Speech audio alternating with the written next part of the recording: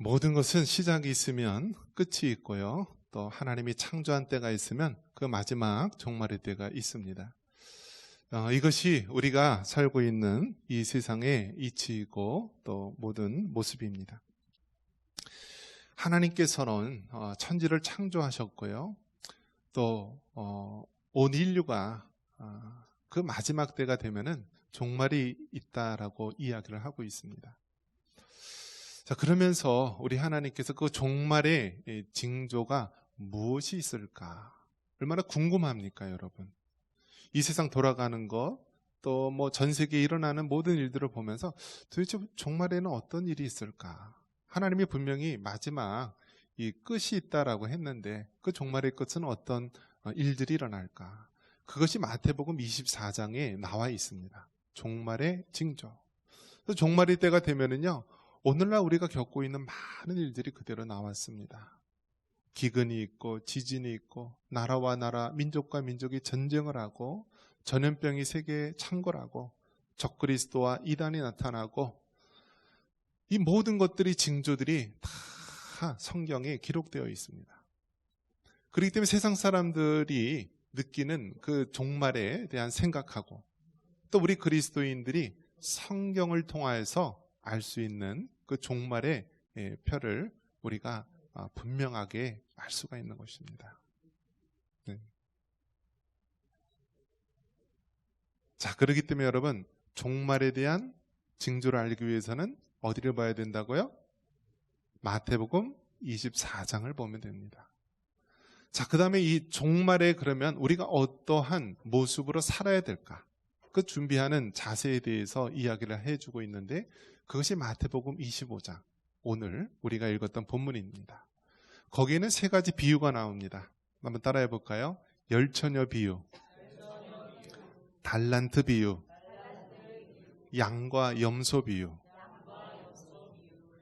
하나님께서는 이 세 가지 비유를 우리에게 주시면서 너희가 종말의 때는 이러한 모습으로 살아야 된다라고 말합니다. 먼저 열처녀 비유, 우리가 지난 시간에 말씀을 통해 나누었는데요. 이것은 마지막 종말의 때를 예비하라, 준비하라는 것입니다. 한번 따라해 볼까요? 마지막 종말의 때를 예비하라. 여러분, 마지막 종말의 때 예비해야 됩니다. 열처녀가 있는데 다섯 처녀는 등잔의 기름을 예비하였고요. 또 다른 미련한 그 처녀는요, 어떻습니까? 등잔은 있지만 기름이 없어서 정작 신랑이 왔을 때 그 기름을 구하지 못해서 결국 천국 혼인잔치에 들어가지 못하고 맙니다. 이 말씀은 우리로 하여금, 우리 그리스도인들로 하여금 이제 마지막 종말의 때에 우리 예수님께서 문 앞에서 문을 두드리고 있는 이때에 등잔의 기름을, 즉 성령의 충만함을 가지고 강력한 성령의 임재를 가지고 마지막 때를 예비하라, 준비하라는 것입니다. 그리고 오늘 본문에 나온 이 달란트 비유, 달란트 비유는 무엇이냐면 한번 따라해 보겠습니다. 충성된 일꾼이 되라. 충성된 일꾼. 마지막 때의 들판에 곡식이 다 누렇게 익었는데 이제 서리가 내리고 끝이 오는데 추수할 일꾼이 없는 거예요. 하나님께서 애가 타시는 거예요. 안 믿는 사람 죽어가는 영혼들이 그렇게 많은데 우리가 아직도 나만 잘 먹고 잘 사는 것으로 그치면 안 된다라는 거예요. 게으르게 나태하게 있어서는 안 된다라는 거예요. 그래서 마지막 종말의 때는 우리가 충성된 일꾼으로 살라는 것입니다. 이것이 우리가 두 번째 비유, 달란트 비유의 말씀입니다. 그리고 세 번째 비유는 무엇을 얘기하냐면 양과 염소의 비유를 통하여서 하나님께서는 심판을 하시는데 그 심판에 대해서 경각심을 가지라는 것입니다. 한번 따라해 볼까요? 심판에 대해 경각심을 가지라. 그래서 여러분, 이 세 가지 비유에 나오는 사람들 보면은 확연하게 다릅니다. 천국에 들어가는 사람과 천국에 가지 못하는 사람, 어린 양의 혼인잔치에 들어가는 사람과 들어가지 못하는 사람이 있는 거예요. 등잔에 기름을 예비했던 15처녀는 들어갑니다. 하지만 등잔에 기름을 예비하지 못한 그 미련한 5 신부는 들어가지 못합니다. 오늘 달란트의 비유에 나온 5달란트, 2달란트 가진 자는 주인에게 잘했더다, 착하고 충성된 종아라고 칭찬을 받게 되지만 1달란트, 땅에 묻었던 그 1달란트 받은 자는 바깥에 내쫓기어서 악하고 게으른 종이라 하나님 말하고 있습니다. 양과 염소의 비유에서 양은 정말 구원의 길로 가지만 염소는 마지막 때 심판의 길로 간다는 것이 바로 마태복음 25장에 종말의 때 하나님께서 우리에게 주시는 말씀인 것입니다. 10월 7일 이스라엘과 그 팔레스틴 하마스의 전쟁이 일어나게 됩니다. 저도 이제 성지순례로 이제 가봤는데요. 이스라엘은 한 나라이지만 3가지 체제로 운영이 됩니다. 그러니까 이스라엘 나라이지만 이스라엘 나라예요. 그 과거의 블레셋, 가사 지역에 해당되는 그 지역에 가자 지구라고 있습니다. 그래서 성경에는 이 가자를 가사로 되어 있습니다. 그래서 우리가 잘 아는 삼손과 드릴라의 배경이 되는 곳이기도 하고요. 또 신약 시대에는 이 빌립 집사가 이 가사 지역으로 가서 이디오피아 또 니시에게 복음을 전하는 그 장면이 나오는 그 광야에 해당하는 곳, 그것이 이제 가자 지구고요. 또 요단강 서쪽 그 웨스트 뱅크라고 하는데요. 그 서안 지구에 해당하는 또 팔레스틴 지역이 있습니다. 그래서 이번에 문제가 됐던 것이 바로 이 팔레스틴의 하마스라고 하는 그런 이제는 테러 단체라고 아예 지명을 하게 됩니다. 그들이 일시에 수천 발의 로켓을 발사하면서요, 그 가자 지구에 그 울타리가 쳐져 있습니다. 아주 높은 장벽이 쳐져 있는데 그것을 뚫고 들어옵니다. 그래서 그 지역에 있는 키부츠라든지 민간 지역에 가서요, 집단 학살을 하게 됩니다. 언론에는 자세히 나오지 않았지만 그곳에 첫날 그렇게 일어나서요, 한 1200명가량이 죽었죠. 대부분 군인들은 한 200~300명이고 대부분 민간인들이 죽었습니다. 근데 얼마나 잔혹하게 죽였느냐면, 이제 그 시체를 처리하는 사람들이 와서 시체를 하나하나 처리를 하는데요, 그 유대인들은 시체를 정리할 때요, 처리할 때 모든 시신이 다, 그러니까 시체의 조각이 다 모일 때까지, 하다못해 그 피 하나라도 다 긁어 모아서 이 한 고의 시체를 이렇게 처리를 한다라고 합니다. 근데 그 시체들이 너무나 잔혹한 거예요. 근데 한 그 가정을 봤더니 그 가정에 그 한 가족이 몰살을 당했는데요, 그 부모, 아빠, 엄마가 뒤에 손에 묶여 있고 죽은 채 발견되고요. 또 그 너머에는 딸과 아들, 한 5살, 7살 정도 된 딸아들이 죽은 채 발견되고요. 근데 그냥 죽은 게 아니라 고문을 하다 죽였다라고 합니다. 부모의 눈가를 이렇게 빼고요, 또 손가락을 자르고 고문을 하면서 결국 마지막 순간에는 이제 총으로 등에 쏴서 죽이고, 아이들도 마찬가지로 그 죽는 모습들을 서로 보게 하면서 이렇게 죽인 거고요. 더 잔혹한 것은 그 죽음의 현장, 그 피비린내 나는 그곳에서 그 테러 단체들이 그곳에서 그 사람들이 안식일날 먹은 식탁에 그 음식을 먹으면서 있었다라는 것. 또 다른 곳에는 한 여인이 피가 흥건한 웅덩이 속에 이렇게 엎드려서 죽어 있는데요, 보니까 그 임산부였다라고 합니다. 임산부의 배를 가르고요, 그 아이를 칼로 찔러서 죽이고, 그 어머니는 결국 이제 등에 총을 맞아서 죽게 되는데요. 자, 그러면 이러한 악순환,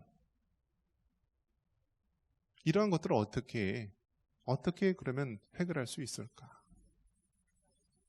그 팔레스틴 지역에서는요, 그 비행기가 뜨면은요, 그 2000파운드 되는 그 비행기를 F-16 비행기에서 떨어뜨리면은요, 한 건물 5층, 10층 되는 빌딩이 그 자리에 주저앉아서 죽게 됩니다. 물론 테러 단체의 어떤 지도자 머리급들이 죽게 되지만은 그 주변에 있던 사람도 같이 또 피해를 당하게 되죠. 그러한 악순환 속에서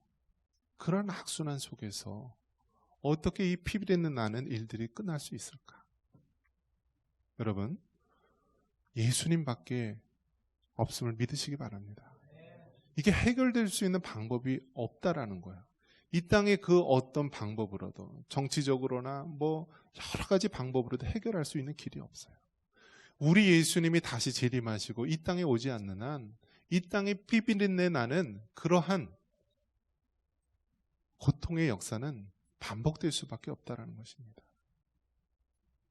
그러면서 여러분, 세상에서 관심을 갖는 곳이 어딘지 아십니까? 러시아 우크라이나 전쟁이 일어나고요, 이스라엘 그 팔레스틴에서 전쟁이 일어나고, 다음은 정말 중국 대만이 될 것이다, 다음은 이 한반도 땅이 될 것이다 라고 이렇게 세계에서 예측을 하고 있는데요, 정작 우리들은 뭐 하고 있어요? 이번에는 어디 놀러 갈까? 이번에 어디 단풍 구경 갈까? 이번에는 어떻게 좀 내 몸을 호강시킬까라는 것이 바로 우리의 모습 아닙니까? 이러한 때 하나님께서 우리에게 말씀하고 있는 것입니다. 너희들 정신 차려라. 이제 마지막 때가 왔고 이렇게 세상이 악하게 돌아가고 마지막 종말을 향하여 치닫고 있는데 너희가 아직도 괜찮다 괜찮다 그렇게 게으름과 나태 속에 있다면 그것이 바로 죄가 된다라는 거예요. 오늘 5달란트, 2달란트 받은 사람이 나옵니다. 우리 성경 같이 한번 읽어보겠습니다. 15절입니다. 15절. 각각 그 재능대로 한 사람에게는 금 5달란트를, 한 사람에게는 2달란트를, 한 사람에게는 5달란트를 주고 떠났더니, 세 종류의 사람이 나오는데 5달란트 받은 사람, 2달란트 받은 사람, 1달란트 받은 사람이 있습니다. 이 달란트는 재능을 말하는 것입니다. 재능. 하나님께서는 모든 사람에게, 각각의 사람에게 재능을 주었다. 그것이 달란트예요. 여기서 주인이 나오는데요, 그 주인이 이제 타국으로 가기 전에 그 종들에게 각각 불러서 5달란트, 2달란트, 1달란트를 맡겼다는 것은 바로 예수님께서 이 땅에 있는 성도들, 하나님의 일꾼들에게, 그 각각의 사람들에게 각각 맡기신 사명이 있다라는 거예요. 5달란트의 사명을 맡긴 사람, 2달란트의 사명을 맡긴 사람, 1달란트의 사명을 맡긴 사람이 있다라는 거예요. 그렇기 때문에 우리가 알아야 될 것은요, 교회에서 어떤 일을 시키려고 그러면 나는 못해요, 나는 하는 거 하나도 없어요, 그런 사람이 없다라는 거예요. 각각 사람마다 주어진 재능과 달란트가 있다라는 거예요. 어떤 사람은 가르치는 은사, 어떤 사람은 교회 청소하고 음식 만들고, 어떤 사람은 다스리고, 어떤 사람은 전도하고 봉사하고, 각각의 은사가 있다라는 거예요. 그래서 오늘 성경에서는요, 이 각각의 주어진 은사, 달란트가 있음을 우리로 하여금 알라라는 거예요.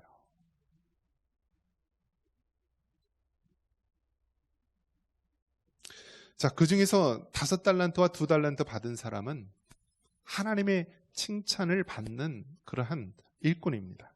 우리 16절, 17절 같이 한번 읽어보겠습니다. 16절과 17절 같이 있습니다. 5달란트 받은 자는 바로 가서 그것으로 장사하여 또 5달란트를 남기고, 2달란트 받은 자도 그같이 하여 또 2달란트를 남겼으되. 5달란트, 2달란트. 근데 저는 이제 가끔 생각을 합니다. 나는 과연 몇 달란트 받은 사람인가? 여러분 몇 달란트 받은 사람 같아요? 여러분 자신을. 저는 이러한 생각을 했을 때 5달란트는 아닌 것 같아요. 왜냐하면 5달란트 받은 사람은요, 확실히 차이가 나요.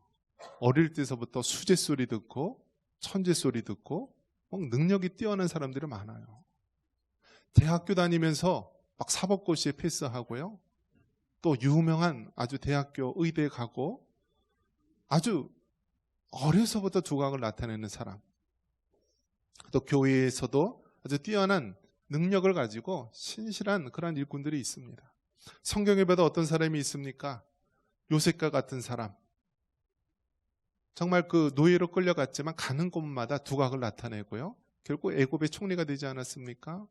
느헤미야, 그 포로되었던 그곳에서 결국 그 가장 강한 그 강대국의 총리가 되었고요. 많은 믿음의 사람들 보면은요, 5달란트 받은 그런 사람들이 있어요.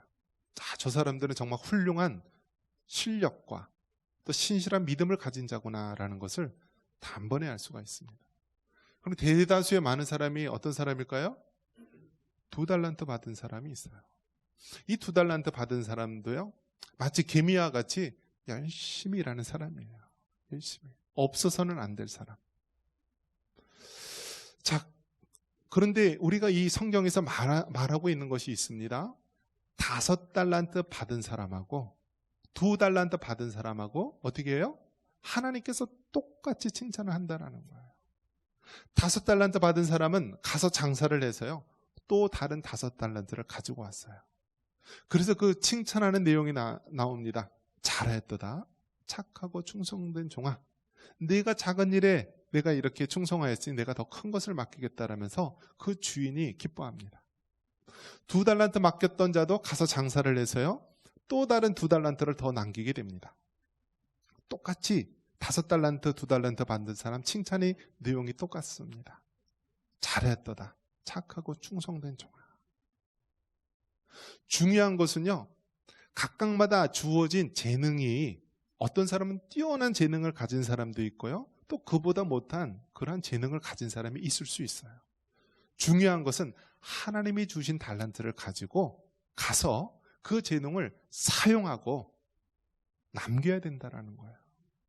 그것이 주인이 원하는 의도예요. 주인이 원하는 의도. 하나님께서 나에게 재능을 주셨고 능력을 주신 거예요. 그러면 목사님, 저는 배운 것도 없고 저는 뭐 할 수 있는 재능도 없고요, 아무것도 없어요. 여러분이 2발로 걸어 다니고 2손으로 움직일 수 있다면요, 그것이 바로 하나님 주신 달란트예요.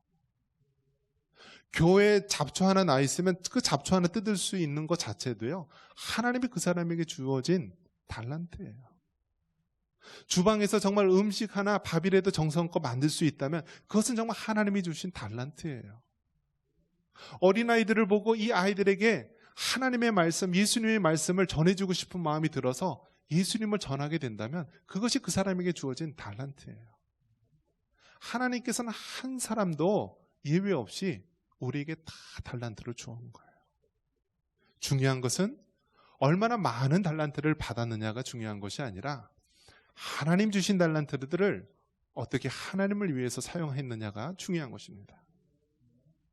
그런데 이 1달란트 받은 사람은 어떻습니까?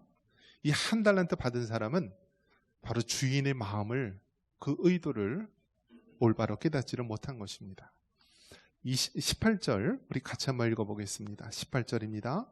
1달란트 받은 자는 가서 땅을 파고 그 주인의 돈을 감추어 두었더니, 5달란트, 2달란트 받은 사람과 대비되게요, 이 1달란트 받은 사람은 어떻게 해요? 그 주인이 준 1달란트를 가지고 어떻게 했어요? 가서 장사를 해서 배로 남겼습니까? 아니에요. 땅에 묻었어요. 땅에 묻었어요. 이것을 여러분 어떻게 봐야 되는 것입니까? 주인의 의도는 뭐예요? 내가 너에게 이렇게 달란트, 재능을 주었는데 이 재능을 가지고 하나님을 섬겨라. 교회에서 봉사해라. 세상에서 선교해라. 이렇게 하나님께서 우리에게 각각의 달란트를 주셨는데 그것을 땅에 묻는 어리석은 모습을 보여주고 있는 것입니다. 이 1달란트 받은 어리석은 종은 이런 생각을 했을 것입니다. 어차피 주인의 이 달란트 내가 남겨봐야 내 돈이 될 것도 아닌데 그냥 땅속에 묻어두지. 괜히 또 나가서 하다가 그 1달란트마저 잃으면은 내가 다 갚아야 되기 때문에 아예 하지 말지 하면서 땅에 묻어둔 것입니다. 그런데 여러분, 주인이 그 달란트를 맡겼을 때는요, 땅에 묻으라고 한 것이 아니에요. 그럴 바에야 은행에 맡겨서 이자라도 취할 수 있죠. 주인이 그 1달란트를 종에게 맡긴 것은 그 사람이 또 다른 한 달란트를 남겨서 주인의 의도대로 그렇게 하라는 것입니다.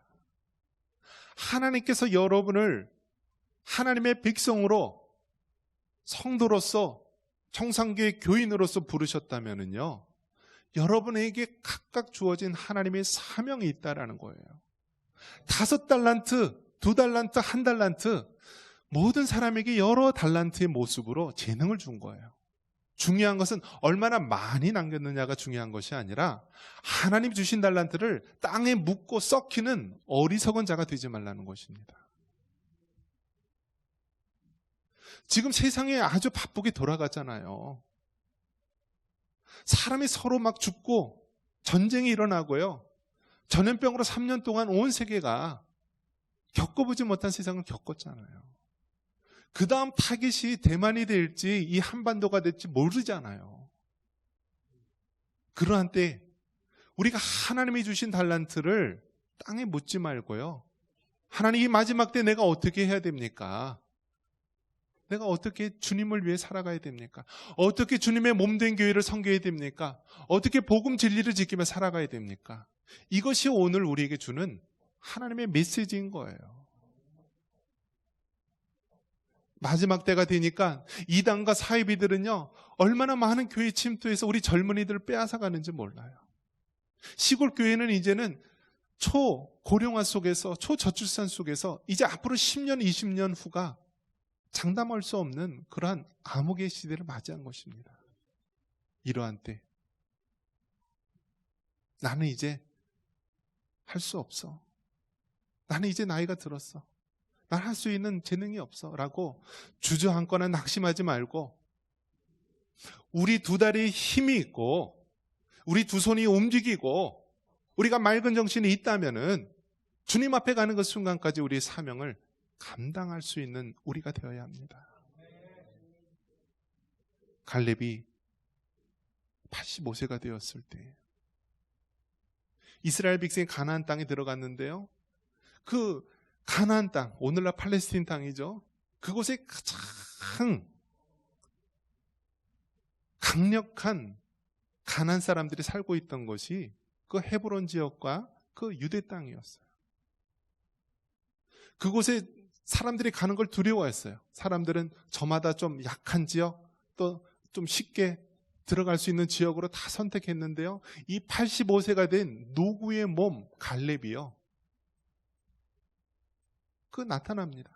그러면서 예전에 모세 때 우리가 하나님 앞에 그렇게 축복의 약속의 말씀을 받지 않았습니까?